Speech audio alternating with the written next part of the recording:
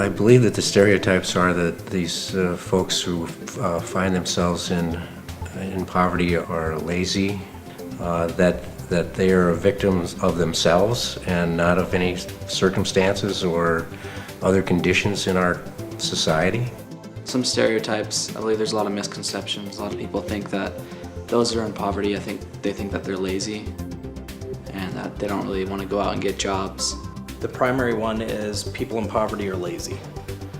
And it's so much different than that. And we presume that if you're living in poverty, you're not doing something to get out of that situation. That's a total misconception.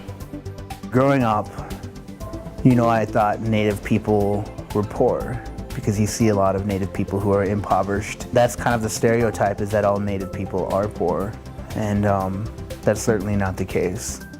Alcoholics, drug abusers, those are the two main stereotypes. Laziness is another stereotype. But around this area here in Rapid City, laziness isn't too far off key. I would define poverty as not having enough to meet your needs, whether it's financially, emotionally. It's definitely a cycle. People get caught in it based on what their parents' income was like, what their lifestyle was growing up. Poverty could be a state of mind, but it is when someone is very, very poor. No home, no checking account, no savings.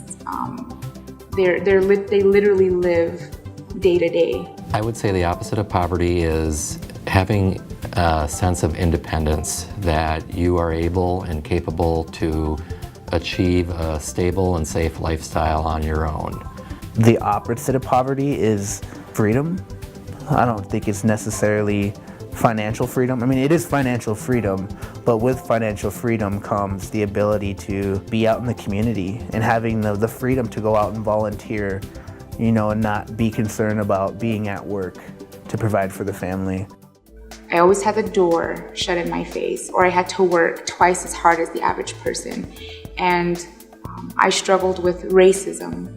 And when you can't get a job, you're unable to provide for your family. I never gave an excuse to myself. I never had an excuse just to do it. But when I would go out into the workforce, I believed that Rapid City turned their back on me when it came to the time where I needed to be employed. I needed to give back to the community. That is where I felt I was let down. I don't believe that the Rapid City community, unless you are in the right crowd or you butter up to somebody who is part of the right crowd, really cares. You can see in people's eyes that better than thou look that they give people. And Rapid City's full of those people. This year we are holding something called the Homeless Hustle. It's a 5K run about raising awareness for homelessness. And the school district provided a certificate of liability for us. People are always there to help out. In Rapid City, for me, it feels like, especially for a lot of the activities that I'm in. There are some nonprofit organizations here in Rapid City that do help people who are not making an excuse or looking for a handout, but are looking for a breathing room. And that is what they've done for me, is that they've allowed me to be able to breathe and have a little bit of freedom in that. I'm very thankful that I was able to be a recipient of the scholarship. Rapid City did give back to me, so I'm grateful. There's counties that might have a higher level of impoverished individuals that live within that county, and they come to Rapid City looking for opportunities. And I mean, they're an hour and a half away, and so this makes sense why our community would have a higher population of individuals such as Native Americans. I mean, if you take a look at the proportion of Native Americans that would fall below the poverty line in South Dakota in proportion to their percentage of the population, it's disproportionate. people don't see the difference between poverty culture and Lakota culture, and they're entirely different. But they're so ingrained in one another where it's hard to differentiate the two. Growing up by myself, and this is a young kid just learning, and even into being a teenager, that Native American people are poor. But as an adult, I was able to understand why, and that's not always the case nationally. For someone to get out of poverty, it definitely takes support from the community. It takes family members or friends to show people solutions to their problems. It takes someone to help you most of the time. But there are also people who find themselves able to get out of poverty, whether they find a job or they find some sort of institution that will help them with issues that they're having. Getting out of poverty is a difficult process, and most people aren't ever able to. But if you have people there to support you, you have resources and people to show you where those resources are, it's definitely possible. I believe all things are mental. You can make it, and I am a story of someone who has made it. But if you have that poverty mentality, you will stay there.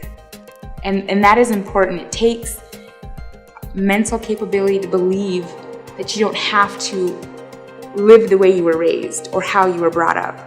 I think it takes us, and I say us, individuals working within the field, and whether it's an agency or organization, there's so much red tape, and that red tape exists in anything we do. But if you can help people at least get through that red tape, it works. I'm in a homeless coalition youth task force, and we plan different awareness events. Once they feel that support, they don't think that they're in poverty anymore, and they feel like they can do more. They have a better mindset for things. Nothing is free in life, but one thing that I believe doesn't cost a dime is care. I would just say that poverty is real. It is having a significant negative effect on families and children in Rapid City. It's something that we need to acknowledge exists. We need to acknowledge the harm. There is numerous opportunities that we are not utilizing that help impoverished tribal communities come out of poverty. There are a lot of attitudes in this town who think that if somebody is in need of something, that they're a drug addict or an alcoholic or they're lazy. And those are the only three things you'll ever hear. You don't hear like, oh, he lost his job because that factory closed.